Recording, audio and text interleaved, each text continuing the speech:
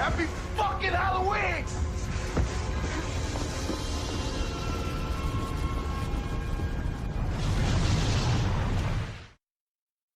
Let's do this. Let us talk Halloween Resurrection. I love that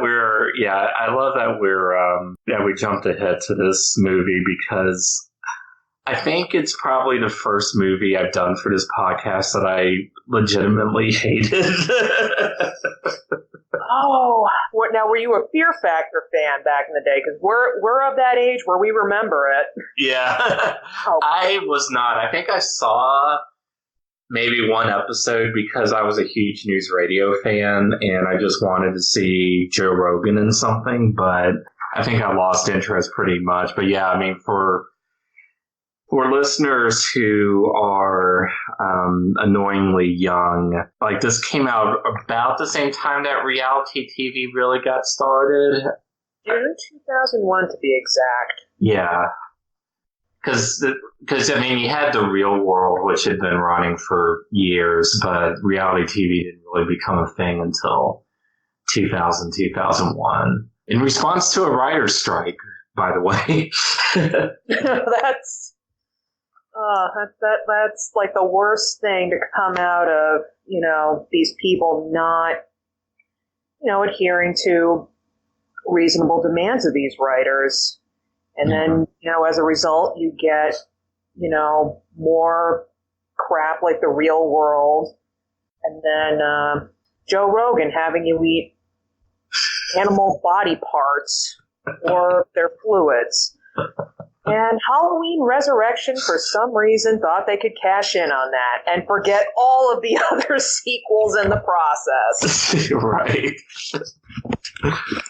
Well, I mean, that's sort of the thing, and that, we'll talk about the plot later, but basically one of the reasons this movie is notorious is that it was trying to cash in on reality TV and has a bunch of college students who all seem to be from the Haddonfield area. You would think that they would recruit people from around the country, but apparently they didn't have the budget for that, or they don't. I don't know. It doesn't matter. Look at some of the scenes where Tyra Banks is, her character is setting up some of the shots.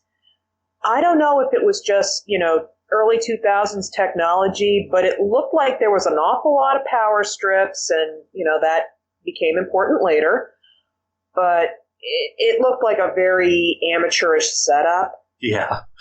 And, some of the shots used in the movie itself sort of reflect that very, Blair Witch-esque, in-your-face, very obvious high and low angles. If this were being remade today, and, horror movies seem to like to reboot everything under the sun, they could have been on their iPhones, just, with a selfie stick and, shooting above their heads.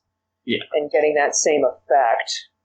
Yeah. Oh, and that was the other way this movie was cutting edge, was that the show is broadcast entirely online, with viewers being able to look at different camera angles. But, we'll get into it later, but yeah, the plot, I mean, the whole premise of the show is really, really terrible, but it's true to the movie, which also has a really, really terrible premise. Although that said, the thought that I kept having watching this movie, because there really wasn't that much else to think about, was this would actually legitimately be a great premise for a Friday the 13th movie. Because at least then there would be much more justification for the reality TV setup. The people would be in different locations around Crystal Lake, and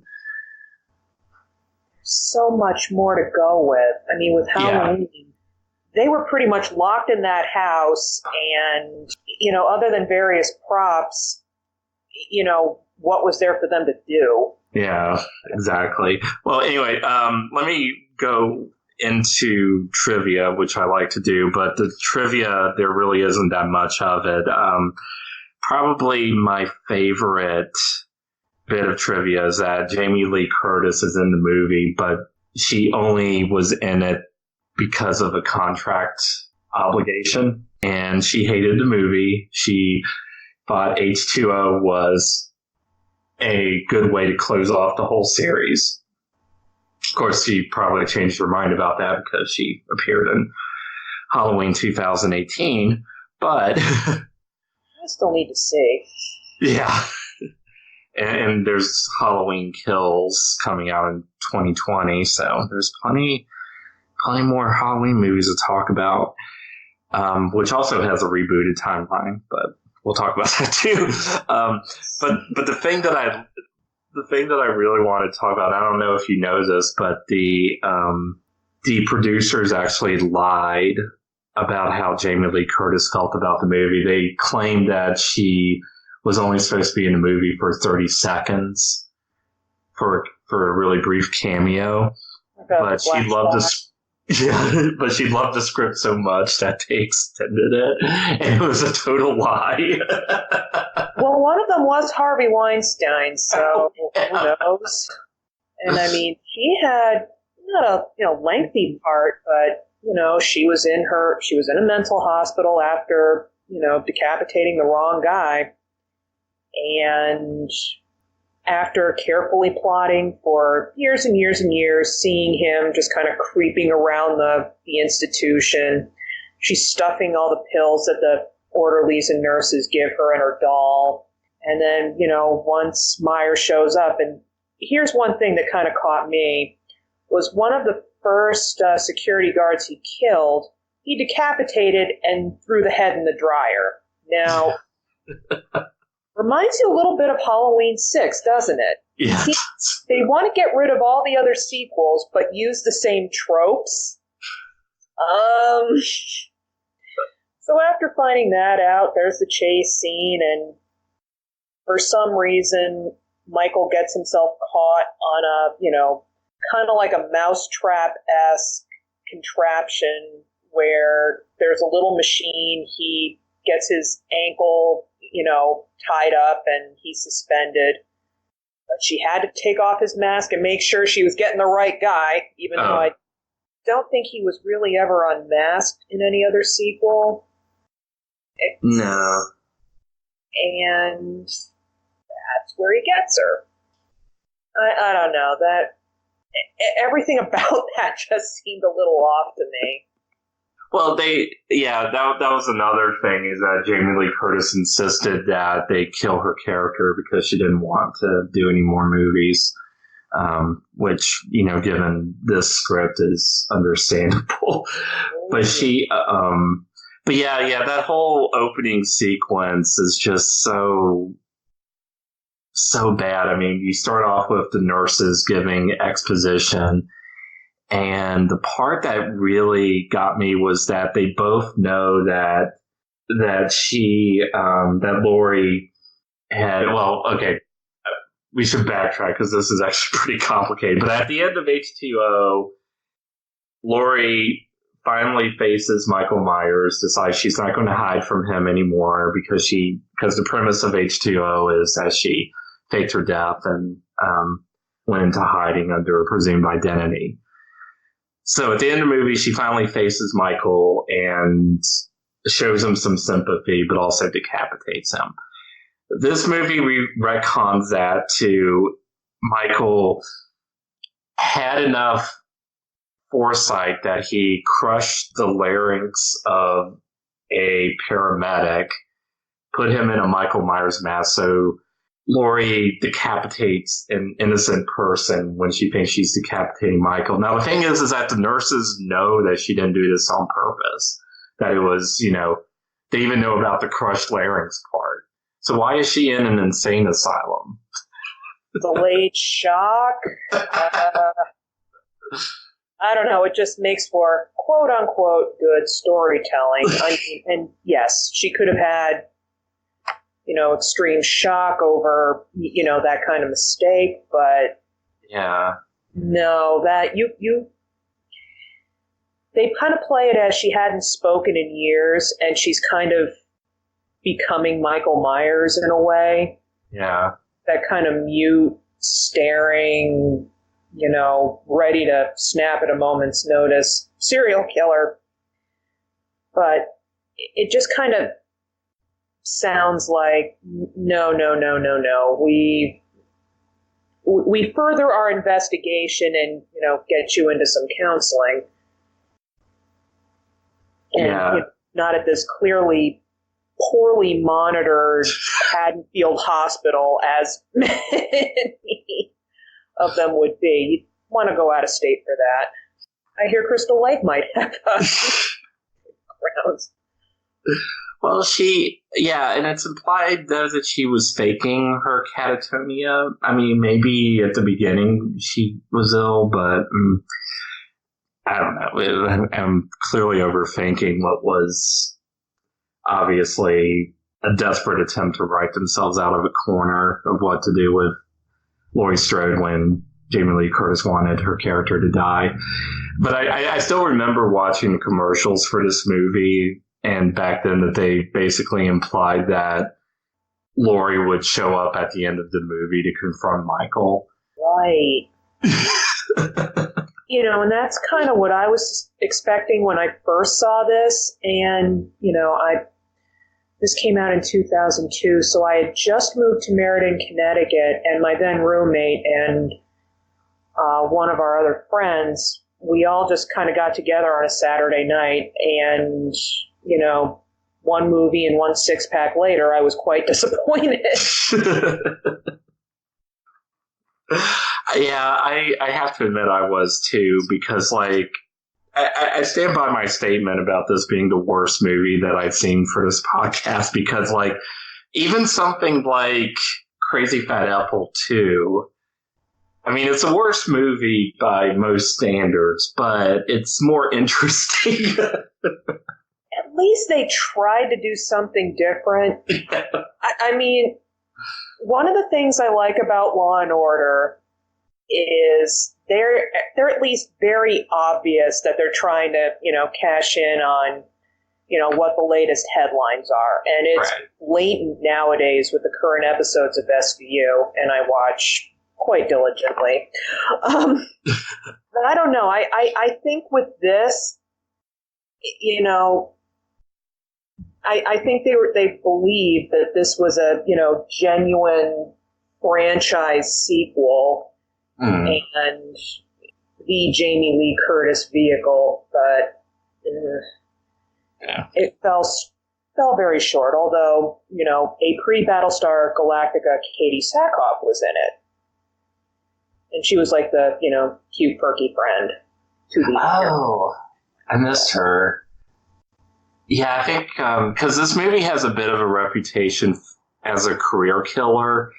But from what I could tell, the people who were in it had at least decent enough careers in television. I think they're mostly referring to Thomas Ian Nicholas, who's in this movie, and he was in American Pie and American Pie 2. I forget his character's name. It doesn't matter, but basically his career went downhill after this, and but like I said, nobody involved in this except Tyra Banks and Busta Rhymes, who clearly are treated like the stars of the movie. They get more scenes than the leads. Huh? I mean, Tyra Banks didn't even have that much of a role. I mean, the most she really did was stay in that production room, and, once she established that, okay, my cameraman's an idiot, and my shots are, okay, let's start filming. She makes herself, fancy coffee drinks and dances around the studio, which, as one would do when you're, Tyra Banks, I suppose. I mean, you got to do something between, America's Next Top Model or, while you're plotting America's Next Top Model. When did that start? Mid-2000s? Yeah, that sounds right. About mid or late 2000s. But they even cut the scene where she was killed, and you would think that would be, like Paris Hilton getting killed in House of Wax. You think that would be... Right, or, even Repo Man. I mean, I'm sure, off the set, she's a, very nice person, but if anything like America's Next Top Model, I'm sure there were a couple of people who saw that and said, oh, what a chip. Probably some of them future contestants. Yeah. Yeah, because you see her body, but you don't actually see Michael Myers kill her, and I had no idea why they cut that scene. Because I mean, this movie has a few I can't even say that. It's not even interesting in the kill count. I mean, the only interesting one was that, the head in the dryer. And yeah. It was only because it recalled the other movie that it tried to forget. Although, if we want to recall some, further horror movies, the final girl, Sarah, I noticed that the outfit she wore on set, the one she complained to, Katie Sackhoff as her buddy, no, this is too revealing. No, this is perfect. It looked very much, especially with the denim jacket, it looked like Neve Campbell's character in Scream. Yeah. Yeah, because this movie and H2O were part of that whole post-Scream slasher renaissance, and I feel like this movie was trying to kind of take cues from Scream, especially, with the scene where, because there's like basically kind of two plots where American Pie guy is at a frat party and they end up watching the show and helping Final Girl out in the process. And you gotta love the means of communication. I mean, they were texting each other more or less, but, those phones. Oh, and I had one too. I did too. Yeah, and it seems like they were kind of trying to go with something, but, I mean, they don't have the referential humor of Scream, even though they kind of play at it. Somebody go out a window, something. Yeah. and like the whole texting, God, I can't even remember the final girl's name. That's how. It's Sarah. I wrote it down. That's right. Yeah, I tried to write the characters' names down, and then I kind of gave up at a certain point because they just introduced them very briefly through these through the audition videos that they did. But like she's running around the house being chased by Michael Myers, and of course it's like the house has 2 floors and a basement, so there isn't much space for her to go. And they'll stop, she'll look at a text message, they'll tell her where Michael is. It just sort of drains all the tension out of the scene, It really does. Especially since, I know it was live streamed, but I mean, there are some, there were probably some timing glitches with those model cameras. So he could have been on the stairs, when Miles, Deckard, high school guy chatting with this college girl, as he's texting her, hey, Michael Myers is on the stairs. It could have been like 5-10 seconds into the future where he's at the top of the stairs ready to, crush her skull. Or that's the other thing too. They didn't do anything very creative with, the cannon fodder, even though, you had the one guy who was the chef, who kept chalking up Michael Myers' behavior as, it's too much protein. He's not eating right. And he's actually giving him dietary tips as he's being attacked. Like, oh, no, honey. Climb out of a window.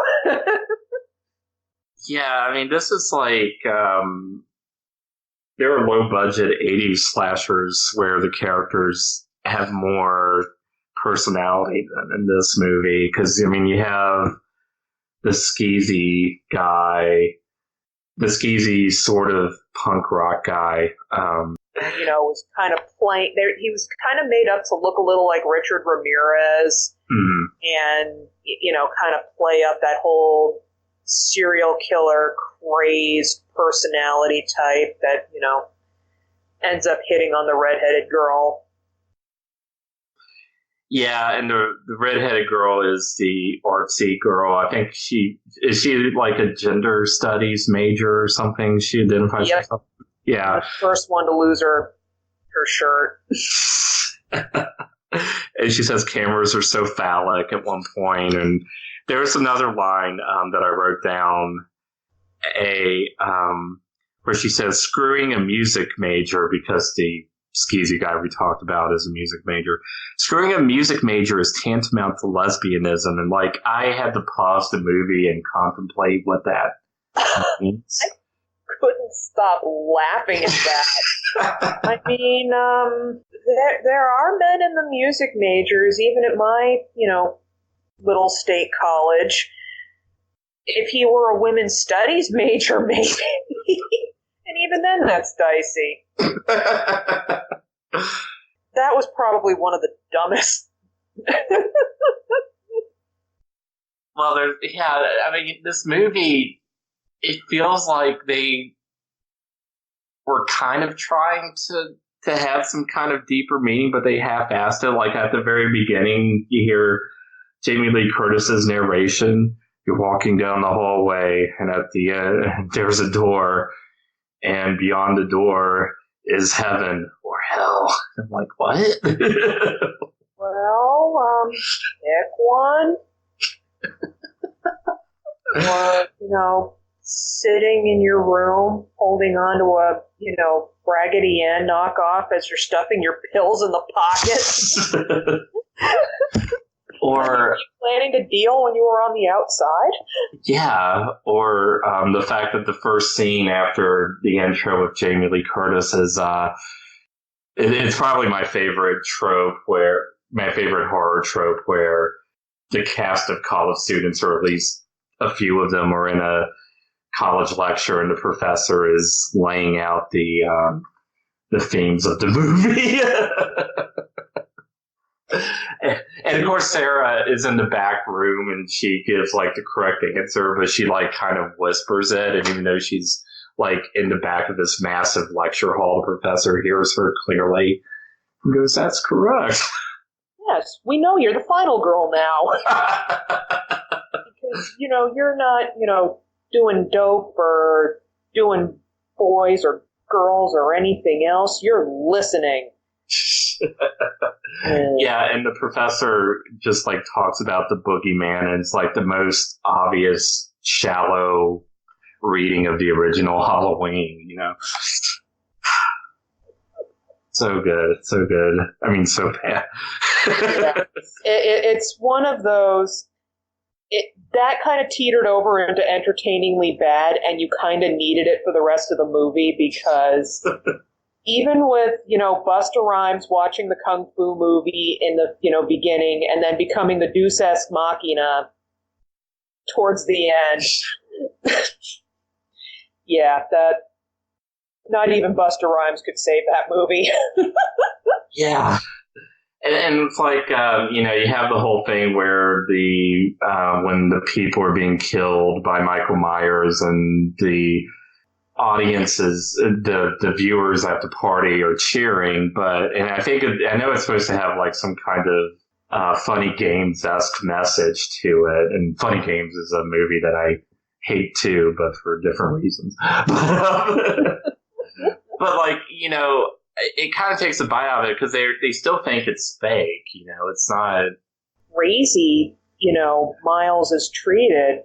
When, he says, "Oh, wait, I think this really happened. I'm calling 911. And then the other girl, the blonde, is like, "Oh, that's Sarah's a really talented actress." Well, we should talk about, how bad an idea, much love to Tyra and Busta Rhymes, but in this movie, their idea for a reality TV show is really bad. Yeah. I mean, you had the premise of the haunted Myers house. Now, the first thing that tips the viewer off that, there are some things that are going to be staged is when Sarah does her audition tape and is immediately panicked and starts screaming when stuff breaks. And now this isn't even in the house. This is in a studio. Yeah. And then you see like the various like little props and stupid little things that suggest he was abused as a kid. Some of these things look relatively new in a, house that's been abandoned for 30, 40 some odd years. Yeah, which the characters point out. I mean, I kind of thought that was sort of clever having first off, the premise of the show is really dumb because they're just basically wandering around the house and they're supposed to find quote unquote the answers, which means like all the things indicating that Michael Myers was abused and that's why he turned into a serial killer. What I thought was kind of clever was this idea that like all the things are fake and, that harkens back to the idea that Michael Myers doesn't really have a motive. But I mean, the other movies have already gone over that point. Angle and yeah, he was just, the vessel for our cult. I mean, he just looked right in a clown suit. There you go. Here's the knife. Well, the interesting thing, though, is like the chef character finds the spices. And I think that there's supposed to be a hint that Michael Myers has been in the house and they're not part of the prop, in which case I just love the idea that Myers' priorities is restocking the spice rack. Oh, yeah, because you got to have garlic and, some chili powder, maybe some oregano in there. Especially if you're eating rats, as the characters find. Seriously. I mean, they're not half bad with some chili powder. Oh, yes. Garlic that, keeps the heart going, and that allows you to stab to maximum capacity. Crush a couple of skulls. I would have loved for Michael Myers to take out, something from the spice rack or,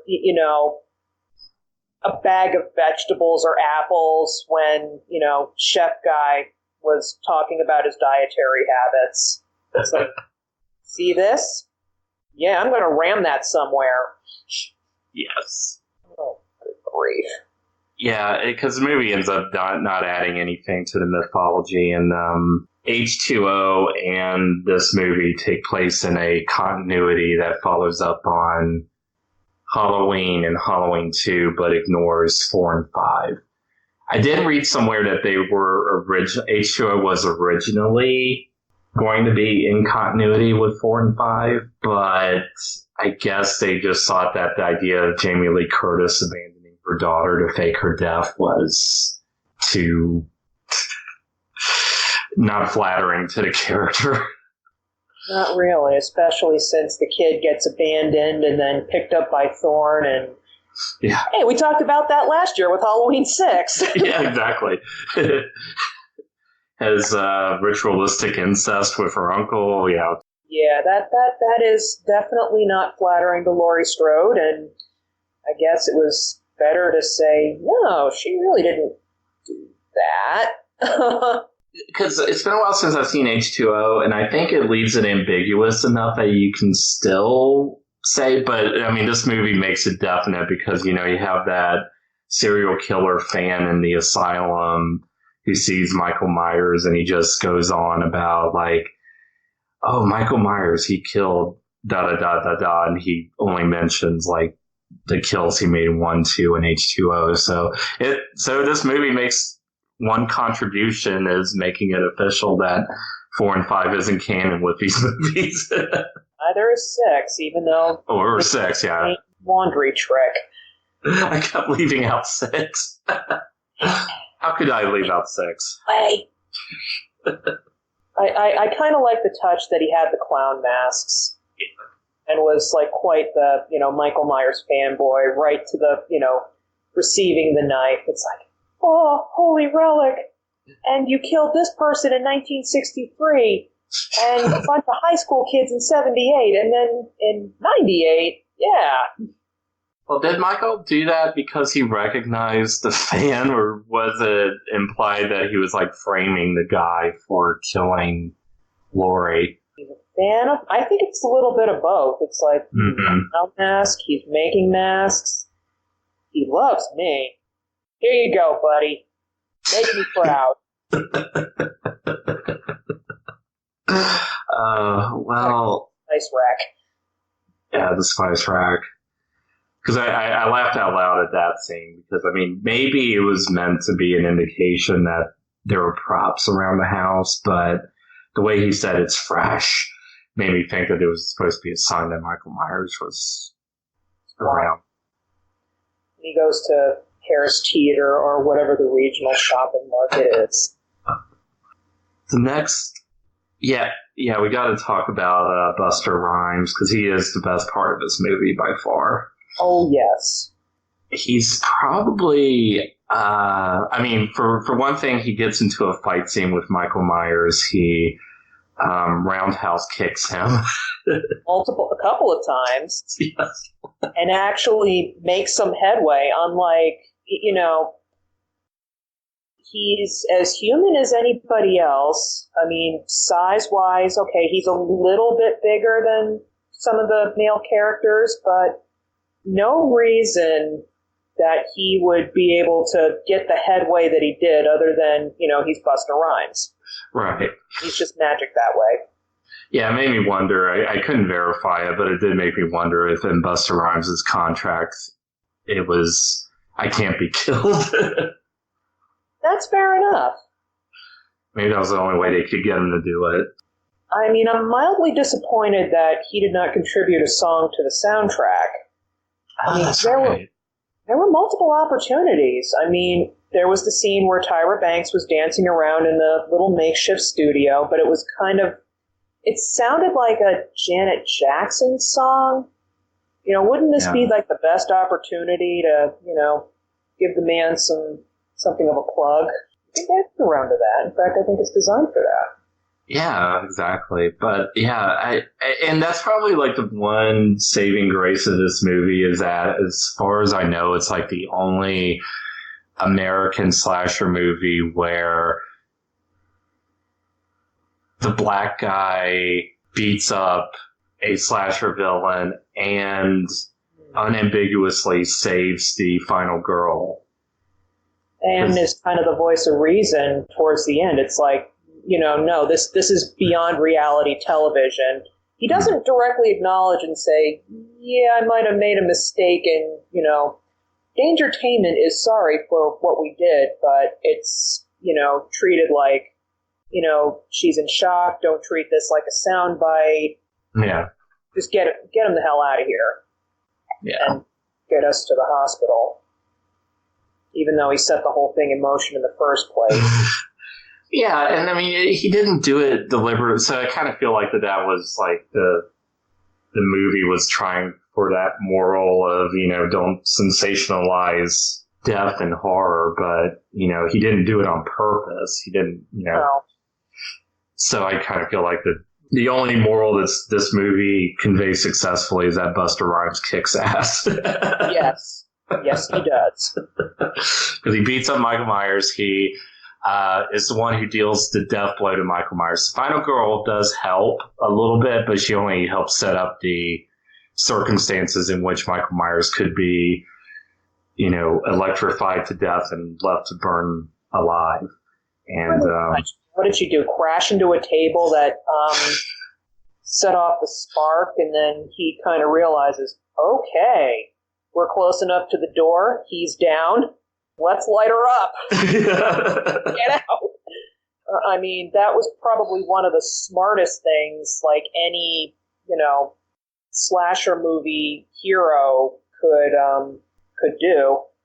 Usually they're just kind of running or, they're so scared that they pretty much do enough to, and any self-defense class will teach you this, incapacitate them enough to get away, but not put them down, shall we say. I mean, he had sense enough to know this isn't an ordinary guy. we have to, electrocute him and put him down. But even setting him on fire, he still opens his eyes. Yes. Gotta open it for another terrible sequel. Yeah, and that was the last bit of trivia I wanted to throw out there. Well, no, there are two bits. One is this movie was actually directed by, I wrote down his name somewhere, Rick Rosenthal, who directed Halloween 2. Hasn't done anything of note since, between Halloween 2 and this movie, and since, except he's directed a bunch of TV shows, most notably a lot of episodes of Smallville. But at the same time, they were also planning to make a sequel to this movie that would still be in the H2O continuity, where they would have brought back Josh Hartnett hunting down Michael Myers to avenge his mother. But luckily, we did not get that movie. Yeah. Yeah, the stuff with Busta Rhymes, the fact that he just basically, and the scene where before he fights Michael Myers, where he's in the Michael Myers mask just to scare the contestants, and he runs into the real Michael Myers. I mean, from like a Halloween purist perspective, it's a terrible scene, but from just like an average viewer's perspective, it's kind of wonderful. It's pretty funny that he treats Michael Myers like one of his production assistants. And Michael Myers he tells Michael Myers to screw off, and Michael Myers does it. He just all right.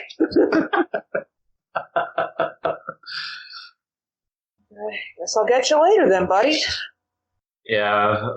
Although, again, for purists, it highlights the problems. Like, sometimes Michael Myers is like a brilliant strategic killer, and sometimes he has the mind of a child. And, the lesser sequels just can't decide which it is, and sometimes it's both in the same movie. Yeah, and it's like that I don't think he genuinely knew what to do at that point. It's like,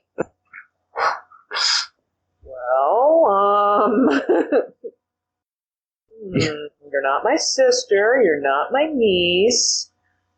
Ooh, just who is this guy? You're not Rob Zombie. I would say that this is the worst movie in the series. 6 is probably worse from like a narrative structure perspective, but it had interesting ideas. It had some genuinely thrilling moments, especially if you watch the director's cut. And this movie, like, the only thing worth watching is Busta Rhymes, and you can probably just watch those on YouTube. But Busta Rhymes' involvement does also make this the wokest Halloween movie. The black guy saves the girl, which he pretty much saves the whole movie. Well. Yeah. About as much of that movie as can be saved. Yeah, he wraps it up very well. Now, do you agree? Is this the worst movie in the franchise? Oh, by far. And I pretty much seen all of them except for 2018. I still need to sit down and watch that. Yeah. I mean, I even liked 3. I love 3. It was kind of weird to, just have the story, have something completely unrelated and based on the mask company, and then just kind of go back to the Laurie Strode story. Yeah. But it still worked. Yeah. It's still a good standalone. Yeah, exactly. And, say what you will about 5 and 6, but at least they had ideas that they tried to execute. This movie just has like fear factor. Yeah, it just basically took the reality TV concept and doesn't really do. I mean, you could have had Jason or a completely new slasher character in this movie and worked for what it was. Pretty much, and you could have made one of the contestants the killer. it could have been somebody who took the concept of reality television too far and then, snapped, and we could have had a precursor to the Joker movie. Exactly. Could have had something way ahead of its time, but nope. Had to be a Halloween movie. Yep, exactly. We did a limited scene. I mean, this wasn't the Evil Dead house, which seems to have multiple room after room after room, despite it being a cabin. A very, very enclosed space, but no sense of real claustrophobia, even when she was stuck in the tunnel. I myself am claustrophobic, and there was a scene in one of the Blair Witch sequels that I couldn't really watch all the way through because she was cramped in a tunnel and it got to be a little bit too much visually. Mm-hmm. I never got that sense in Resurrection, even though it's, again, a bunch of people in a cramped house. Yeah, it's very generic looking, the house. Like, it just kind of looked like a typical abandoned Gothic house, even though it's a house that's like right in the middle of the suburbs, It just never got bought. Gee, I wonder why. But for some reason, nobody ever condemned or tore it down. Yeah. Yeah. Parking lot there. Yeah, exactly. Because, it would have just been... they could have even just had the movie take place in the asylum that Michael Myers was in. That was more interesting. Yeah, have it closed down and just go with that, and it would have had more space and more. There would have been more of a justification for the show, Exactly. Not to mention, it would be more in keeping with the Fear Factory theme. Mm-hmm. So I think some of the episodes were in hospitals, but I guess they had to, keep with the original, or at least before, somebody turned it into an extension of their yard. Imagine what that garden would be like. Oh, exactly. Compost. Ugh.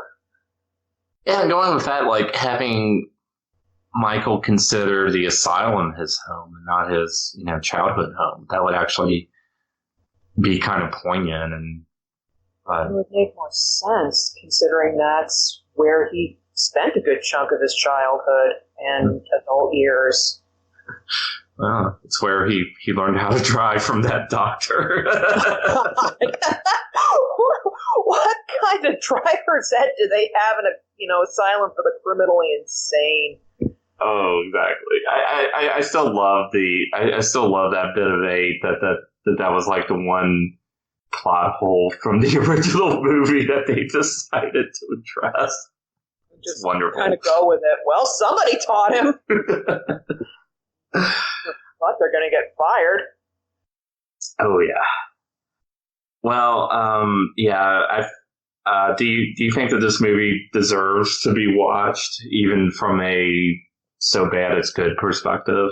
Not at all. And for the record, you can't find it on any streaming service except for Amazon, and you have to rent it for $1.99. $1.99 isn't worth it, especially because you can watch all the Busta Rhymes scenes on YouTube, and those are the only good parts of the movie.